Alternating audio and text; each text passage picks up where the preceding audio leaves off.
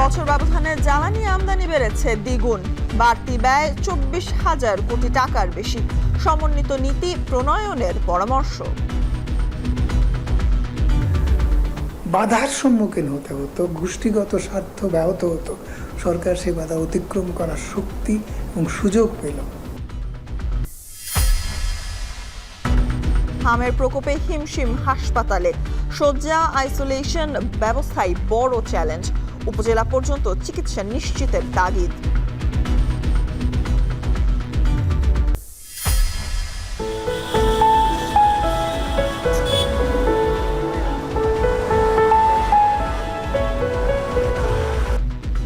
বাংলা বর্ষবরণে নতুন ভোরে জেগে ওঠার প্রত্যয়, রঙিন স্বপ্ন মেখে চলছে প্রস্তুতি। লোকজ নানা পরিবেশনায় হবে উদযাপন।